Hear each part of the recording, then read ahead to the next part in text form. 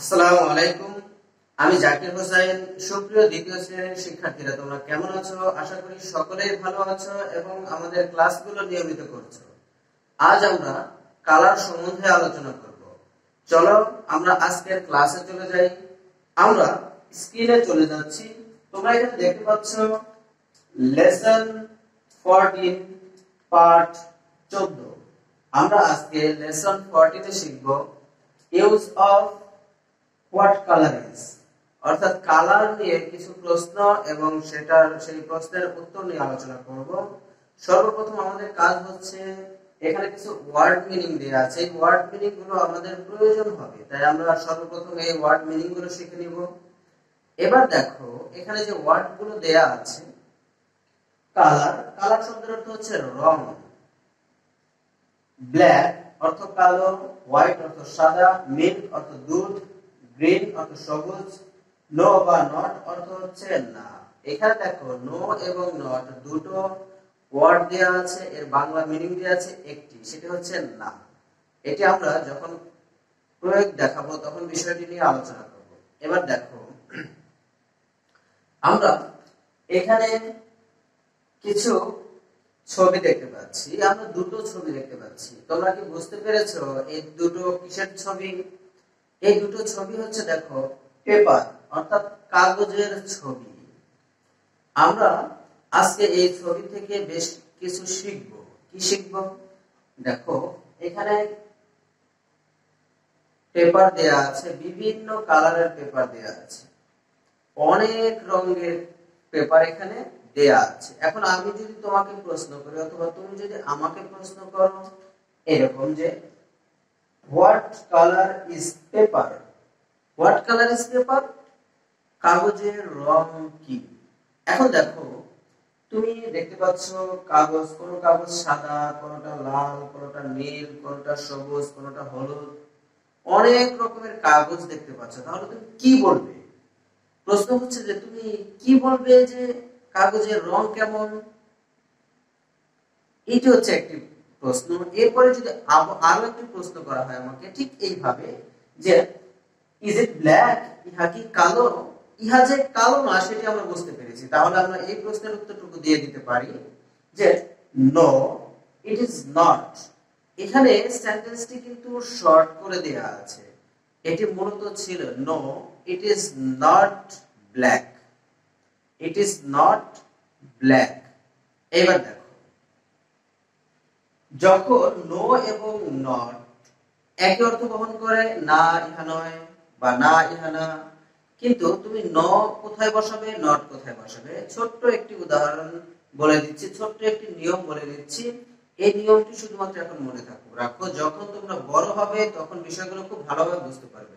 সর্বপ্রথম যে নিয়মটি আমরা শিখবো সেটি হচ্ছে, যদি কখনো কোনো ওয়ার্ডের আগে নো এবং নট বসাতে হয়, তাহলে সর্বপ্রথম সেই ওয়ার্ডটিকে খেয়াল করতে হবে সেই ওয়ার্ডটি কোন পার্টস অফ স্পিচে আছে। অর্থাৎ সেটি যদি অ্যাডজেক্টিভ হয় তাহলে তার আগে আমরা নট বসাবো।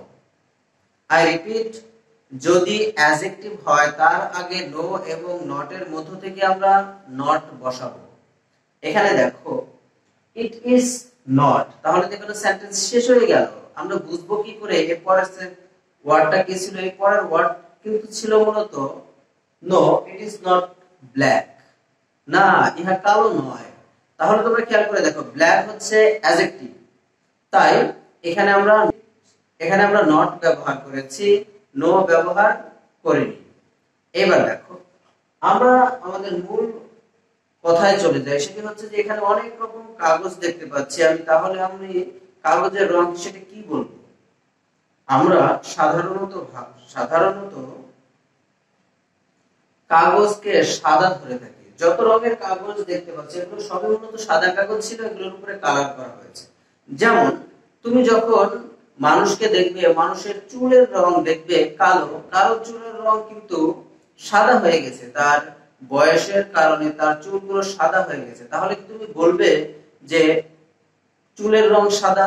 না, আমরা কখনো এই কথা বলবো না চুলের রং সাদা, কারণ সাধারণত চুলের রং কালোই হয়। ঠিক তেমনি সাধারণত কাগজের রং হোয়াইট হয়, সাদা হয়।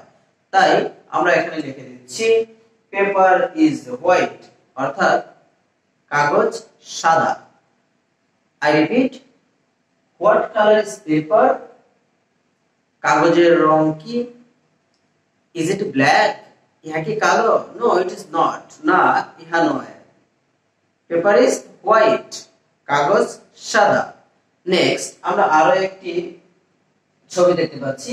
ছবিতে তোমরা যে জিনিসটি দেখতে পাচ্ছ সেটা হচ্ছে একটি আকাশের ছবি। এই আকাশের যে মেঘ ভাসতেছে, সেই মেঘের উপরে সূর্যের আলো পড়ার কারণে সেই মেঘের খণ্ডগুলোকে সাদা দেখাচ্ছে, এগুলো মেঘের খণ্ড। আর এই আকাশটা আমরা কিন্তু নীল দেখে থাকি। এখন আমাদেরকে যদি কেউ প্রশ্ন করে what colour is the sky, what colour is the sky, আকাশের রং কি? এখানে তোমাদের একটি ছোট্ট একটি কথা শিখিয়ে দিচ্ছি, সেটা হচ্ছে তোমরা একটু খেয়াল করে দেখো।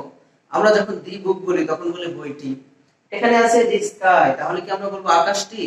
আমরা কি এরকম ভাবে বলবো যে what colour is the sky, আকাশটির রং কি? না, কেন বলবো না? পৃথিবীতে যে সমস্ত জিনিস অনলি ওয়ান, অর্থাৎ শুধুমাত্র একটি আছে, তার সামনে দি বসে, কিন্তু সেই দি এর কারণে এর কোনো অর্থের প্রভাব পড়ে না। আই রিপিট, যে জিনিস পৃথিবীতে একটি আছে তার সামনে দি বসবে, কিন্তু সেই দি এর কোনো অর্থ প্রকাশ করবে না। তাহলে এখানে প্রশ্ন করা হয়েছে আমাদেরকে যে আকাশের রং কি? দেখো বলা আছে is it green, is it green, ইহা কি সবুজ? নো ইট ইজ নট, না ইহা নয়, অর্থাৎ ইহা সবুজ নয়। তাহলে কি হবে? The sky is blue, Akash Neil. The sky is blue, আকাশ নীল। তোমরা নিশ্চয়ই এখন বুঝতে পেরেছো যে আমি কেন বলিনি যে আকাশটি নীল। একটু আগে এই বিষয়ে আমরা আলোচনা করেছি।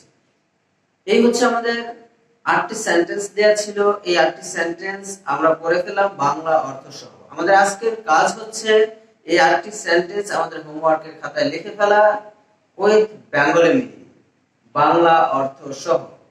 তোমরা বাংলা অর্থ সহ এই 8টি সেন্টেন্স তোমাদের হোমওয়ার্কের খাতায় আজকে লিখে ফেলবে। আমাদের সাথে থাকার জন্য সবাইকে ধন্যবাদ। আসসালামু আলাইকুম ওয়া রাহমাতুল্লাহ।